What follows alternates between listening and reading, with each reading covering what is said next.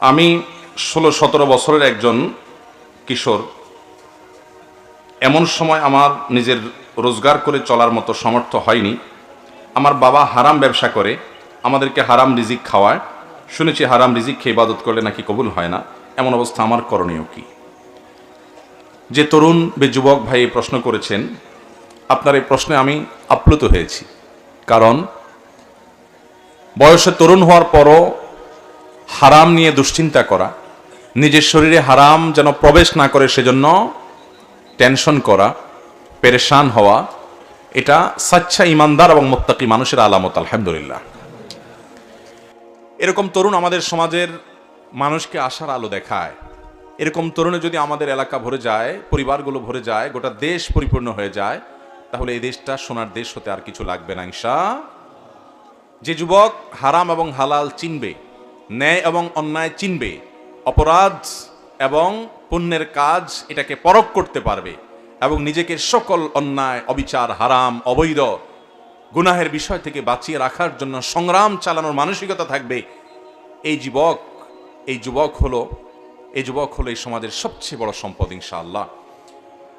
প্রশ্ন যে যুবক ভাই করেছেন, আপনাকে বলবো, আপনার বয়স 17-18 হয়ে গেছে, মানে হলো আপনি এখন নিজের পায়ে নিজে দাঁড়াবার জন্য চেষ্টাটা শুরু করতে পারেন।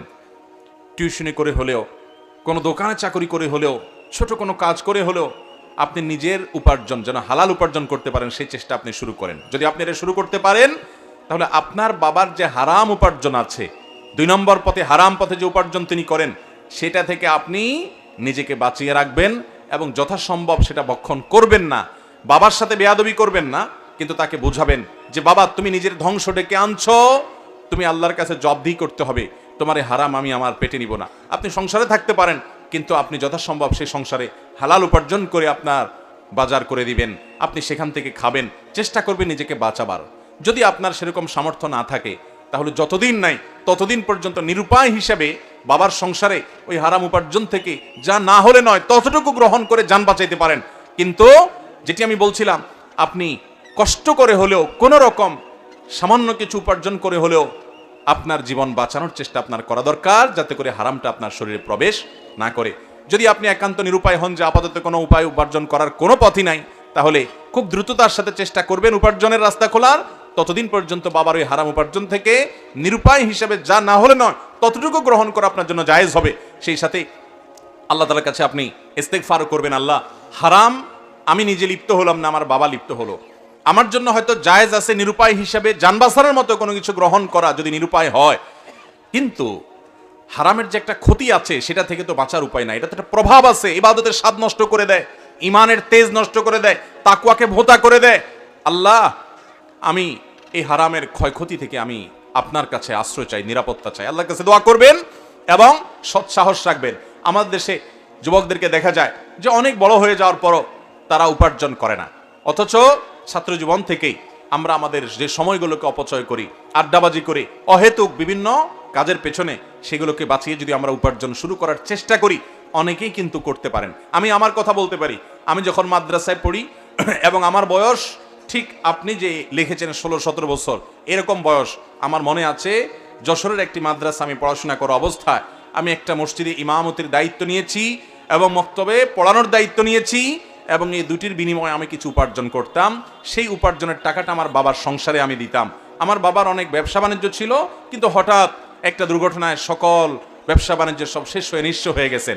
আমি নিজে উপার্জন করে সংসারে বাবাকে সহযোগিতা করেছি। আমার মনে আছে 4 বছর ছাত্র জীবনে আমি উপার্জন করেছি। প্রতি মাসে প্রায় 600 টাকা বেতন পেতাম। তখন এই 600 টাকা বেতন থেকে 1 টাকা কোনোদিন আমি নিজে কাটি রাখি নাই, বরং পুরো টাকাটা বাবাকে দিয়েছি বাবার সংসারে কাজে লাগাবার জন্য, নিজে চলার জন্য। আলহামদুলিল্লাহ, বাবা কখনো দিয়েছেন, সেটা দিয়ে চলেছি, দরকার হয়েছে চেয়ে নিয়েছি। কিন্তু আল্লাহর ফজলে কখনো ওই টাকা থেকে ফুর্তি ফার্তা করার জন্য যেগুলো করা, কাটাকাটি টাকা রাখা, সেখান থেকে টাকা কেটে রাখা বা নিজে খরচ করে ফেলা, সেটা আমি করি নাই। তো আমি যদি আজ থেকে আরো বহু বছর আগে মাদ্রাসার ছাত্র হয়ে আমি যদি আমার উপার্জন করে 4 বছর বাবার সংসার চালাইতে বাবাকে সহযোগিতা করতে পারি, আপনারা যুবকরা চেষ্টা করলে পারবেন না ইনশাআল্লাহ? আমাদের যুবকরা আজকাল আমাদের সময়গুলোকে ধ্বংস করে, ইউরোপিয়ান আমেরিকানদের মধ্যে অনেক খারাপ বিষয় থাকলেও তাদের অনেক ভালো বিষয় আছে যেগুলো আমাদের জন্য দৃষ্টান্ত হতে পারে, যেগুলো মূলত ইসলাম আমাদেরকে বলেছে, সেগুলো তারা আমল করে ইসলামের এই নির্দেশনাগুলো। তার মধ্যে থেকে একটা হলো যে প্রাপ্তবয়স্ক হয়ে গেছে, বালেগ হয়ে গেছে এই বাচ্চাগুলো, এই ছেলে মেয়েগুলো প্রাপ্তবয়স্ক হওয়ার পর দেখা যায় তারা নিজেরা নিজেদের কাজ করে। অনেক বড় বড় ঘরের ছেলে মেয়েরাও কাজ করে। আজকাল আমাদের তো বাপ মার টাকা পয়সা হলে পোলাপানের ভাবসাব এমন হয় যে কাজ করা তো পরের কথা, কাজের লোক দিয়ে অর্ডার করা ছাড়া কলাটাও ছিলে খেতে রাজি না। ঠিক না বে ঠিক? এটা কি কোনো ভালো জিনিস? অনেক যুবক আছে, বাবার টাকা পয়সা আছে, পরিবারটা যথেষ্ট সমৃদ্ধ পয়সাওয়ালা পরিবার, এই জন্য সে মনে করে যে আমার সব ড্রাইভার সাহেব দরজাটা খুলে দিবে। আমার খুব লজ্জা হয় আমাদের দেশের এই কালচারটা দেখে, যে অনেক গাড়িতে দেখা যায়, আমিও যখন আসি অনেক সময় ড্রাইভার সাহেবরা খুলে দাঁড়ায় থাকে, বিশেষ করে আমার গাড়িতে এটা করে না, কিন্তু অন্য আরেকজনের গাড়িতে থাকলে এটা করে। আমার কাছে জিনিসটা খুবই দৃষ্টিকটু লাগে। সেটা হলো যে একজন মানুষ পেছনে বসে আছে, এই ভদ্রলোক কোন রকম সুইচটা হাত দিয়ে টিপ দিয়ে বের হয়ে যেতে পারেন, এটা ছোট বাচ্চাও করতে পারে, এটা করতে কোনো শারীরিক পরিশ্রম, ঘাম ঝরে না। কিন্তু না, ড্রাইভার সাহেব গাড়ি থেকে নেমে এসে তার দরজাটা খুলে ধরে থাকতে হবে, তারপর ভদ্রলোক নামবেন। এর চেয়ে হাস্যকর আর কি আছে বলেন? ড্রাইভার সাহেব বেচারা গাড়ি রেখে যদি নেমে আসে, তাহলে সেক্ষেত্রে এই লোকটা নামতে ডাবল সময় গেল, কারণ ড্রাইভার সাহেব নেমে এসে তাকে নামাবে, আবার যা তার সিটে বসবে, অনেক সময় রাস্তায় জ্যামের সৃষ্টি হতে পারে এর কারণে। এর পাশাপাশি দুর্ঘটনার শিকার হতে পারে গাড়ি। সবচেয়ে বড় কথা হলো যে একটা সুস্থ সবল মানুষ, এ তো পঙ্গু না, তার তো হাত পা ভেঙে যায় নাই, দরজাটা খুলে নামবে, এটা দিকে তার জাত চলে যাবে? মুসলমান এত অলস, এত অথর্ব, এমন এত বাজে কালচারের অধিকারী হতে পারে না। কোথা থেকে কোন কালচারে আমাদের দেশে কিভাবে আসছে এটা আমি জানি না, কিন্তু এটা খুবই বাজে একটা কালচার। আমি সেখান থেকে বলছি যে অনেক তরুণ আছে যে ইয়াং মানুষ বসে থাকে গাড়িতে, যে ড্রাইভার সাহেব সে দরজা খুলে দিবে, হয়তো ড্রাইভার তার বাপের বয়সীও, তো সে চায় যে সব আমাকে করে দিবে, আমি শুধু বসে শুধু খাবো। ভাইরা, এটা তো একটা প্যারালাইসিসের রোগী, একটা প্যারালাইজড মানুষের জীবন। এটা তো কোনো সুস্থ মানুষের জীবন হতে, সুস্থ মানুষ নিজের হাতে সবকিছু করবে। অতএব যুবকরা নিজের হাতে কাজ করবেন তো ইনশাআল্লাহ। কাজ করার মধ্যে কোনো অসম্মান নাই, অমর্যাদা নাই, কাজ করার ভিতরে অমর্যাদা আছে। আপনি বাবার মার টাকা থাকলে সেটা দিয়ে আপনি চলবেন, আয়েশ করবেন কেন রে ভাই? আল্লাহ তাআলা আপনাকে সুস্থ রেখেছেন, সবল রেখেছেন, শক্তি দিয়েছেন, সামর্থ্য দিয়েছেন, নিজে কাজ শুরু করবেন।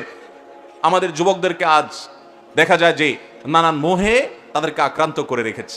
অতএব যারা প্রাপ্তবয়স্ক হয়ে গেছেন, টুকটাক কাজ শুরু করতে পারেন, তারা নিজের পায়ে নিজে দাঁড়িয়ে যান। বিশেষ করে বাবা মা হারাম উপার্জন করলে সেটাকে ডিনাই করার জন্য আপনার উপার্জন দরকার আছে। অনেক যুবকরা বলে যে হুজুর বিয়ে করতে চাই, গুনাহ থেকে বাঁচতে চাই, কিন্তু বাপ মা বিয়ে দেয় না, কি করব? আরে ভাই, উপার্জন শুরু করে দেন, কামাই রোজগার কিচ্ছু করবেন না, শুধু বসে বসে বলবেন চরিত্র বাঁচাতে চাই, বাপ বিয়ে করাও, বাপের হোটেলে বসে বসে খাবো, এটা কেমনে হয়? এই জন্য আমরা উপার্জন করবো তো ইনশাআল্লাহ। যুবকরা কর্মঠ হবেন, অযথা সময় নষ্ট করবেন না, উদ্যোক্তা হবেন, ছোট ছোট কাজ শুরু করে দিবেন। কোনো কাজ ছোট নয়, কোনো কাজ ছোট নয়। দেখতে ছোট হতে পারে বা কাজটা হয়তো সহজে করার মতো কাজ হতে পারে, কিন্তু কাজ কখনো ছোট হয় না। আমাদের নবী করিম সাল্লাল্লাহু আলাইহি সাল্লাম অন্যজনের শ্রম দিয়েছেন, কৃষি কাজ করেছেন, বিভিন্ন নবী রাসূলরা অনেক পেশা গ্রহণ করেছেন। অতএব এগুলো গ্রহণ করতে কখনো লজ্জা পাবেন। দুনিয়াতে অভাবটা হলো ভাবের অভাব। কিসের অভাব ভাই? ভাবের অভাব। অর্থাৎ আমার ভাবসাব দূর হয়ে ভাবসাবের সমস্যা হবে, আমার ইজ্জতের সমস্যা হবে। এটা ইজ্জত না, এটা অহংকার। এই অহংকারকে চূর্ণ বিচূর্ণ করে দিতে হবে এবং কর্মমুখী জীবন গড়তে হবে যুবকরা। ঠিক আছে তো ইনশাআল্লাহ? আল্লাহ তাআলা যে সমস্ত যুবকরা এই সমস্ত বিষয়ে সাফার করছেন পরিবারে, আল্লাহ তাআলা তাদেরকে হালাল রুজি এবং ইনকামের পথ বের করে দিন, বলুন আমিন।